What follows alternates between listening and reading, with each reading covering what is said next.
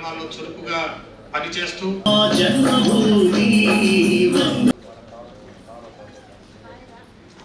శ్రీ హర్షవర్ధన్ రాజు గారికి చేసినటువంటి శ్రీమతి కల్పన చిత్ర వీరయ్య చౌదరి గారికి ధన్యవాదాలు తెలియజేస్తూ ఈ 57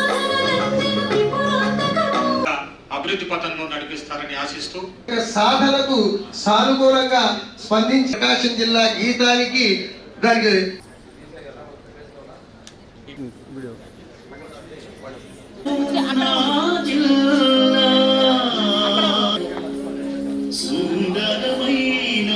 రాధారమణి కొద్దిగా వేదిక మీదకి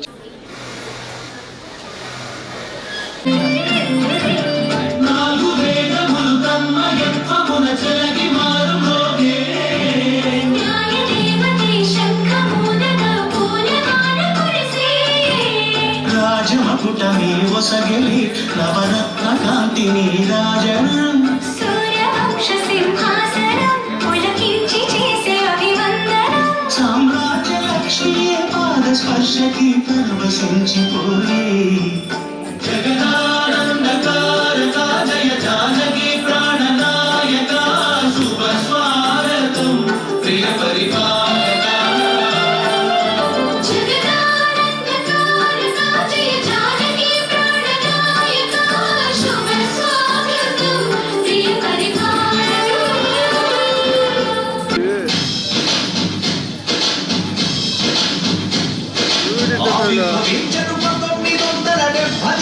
ప్రకాశం జిల్లా స్వర్ణోత్సవం ఇది స్వర్ణోత్సవం ప్రకాశం జిల్లాకు జన్మోత్సవం ప్రకాశం జిల్లా స్వర్ణోత్సవం ఇది స్వర్ణోత్సవం ప్రకాశం జిల్లాకు జన్మోత్సవం ఘనత కలిగిన గతము చరితగా రాసి అసడి కళలనే ప్రగతి భవితగా చేసి తదుపరి మరో మునిమనవడు సంతోష్ టంగుటూరి సంతోష్ వారి వేదిక మీదకి వచ్చి సత్కారాన్ని స్వీకరించవలసిందిగా కోరుతున్నాం.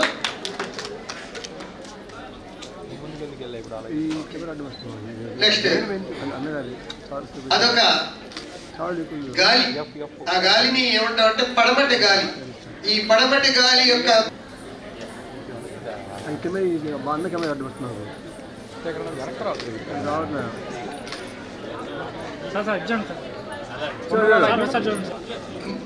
ఎస్ఏ రైటింగ్ అందరూ వచ్చేసి ముందుకు ఏ బ్యాచ్ కా బ్యాచ్ ముందు ఎస్ఏ రైటింగ్. నెక్స్ట్ తర్వాత వాళ్ళు రెడీగా ఉండండి. ఎలక్ట్యూషన్ తర్వాత కల్చరల్ యాక్టివిటీస్లో పాల్గొనే పిల్లలకి ఎలక్ట్యూషన్స్ తర్వాత అద్భుతంగా మన జిల్లా ప్రకాశం జిల్లా 57వ అవతరణ దినోత్సవాల్లో పాల్గొనడం అదృష్టంగా భావిస్తున్నాను. ఈ జిల్లా వాసిగా 3 వెనుకబడ్డ ప్రాంతాల నుంచి ఏర్పడినటువంటి ఈ జిల్లాలో ప్రకాశింపజేయాలన్నటువంటి గత 57 సంవత్సరాలుగా జరిగిన కృషి ఈరోజు ఈ స్థితి అనేది మనం ఒకసారి గమనించుకోవాల్సిన అవసరం ఉంది.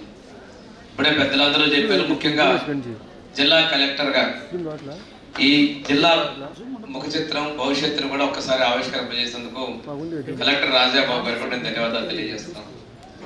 ఈరోజు ప్రభుత్వం రాష్ట్రంలోని అన్ని ప్రాంతాలు సమాన అభివృద్ధి చెందాలి అనేటువంటి నిర్ణయంతో తీసుకున్నటువంటి అమరావతి ఎకనామిక్ జోన్ లో కూడా మనం ఉన్నాం.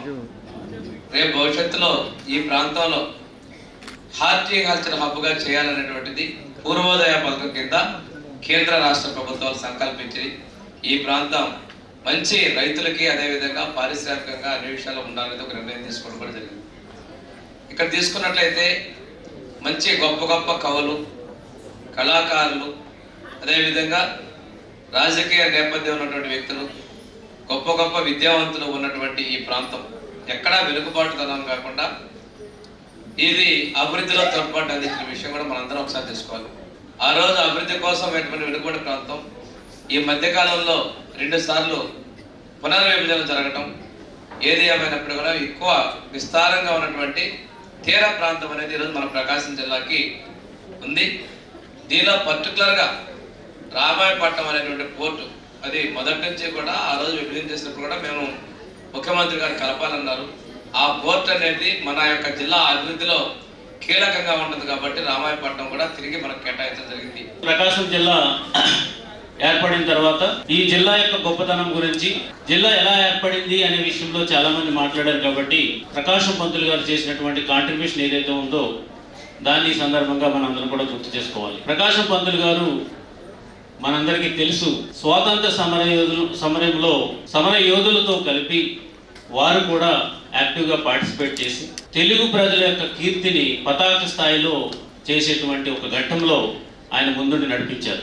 సైమన్ కమిషన్ వస్తున్నప్పుడు సైమన్ కమిషన్ గో బ్యాక్ అని చెప్పేసి దేశవ్యాప్తంగా కూడా నినాదాలు జరుగుతూ కొంతమందికి షూట్ అండ్ సైట్ ఆర్డర్స్ ఇచ్చారు, కొంతమందిని జైల్లో పెట్టారు. సైమన్ కమిషన్ ని ఫోర్స్ఫుల్ గా భారతదేశంలో ఆ రికమెండేషన్స్ కి పంపిస్తే, స్టడీకి పంపిస్తే భారతీయులందరూ కూడా వ్యతిరేకించారు. చాలా పెద్ద అగ్రెషన్ దాని మీద జరిగింది. సైమన్ గో బ్యాక్ అనే దాని మీద ఆ ఏదైతే గన్ ఏదైతే ఉందో, ఆ తుపాకీ ఏదైతే ఉందో తన గుండె మీద పెట్టుకుని కాల్స్తే నన్ను కాల్చు అని చెప్పేసి ఎదిరిల్లినటువంటి గొప్ప వ్యక్తి మన ప్రకాశం పంతులు గారు.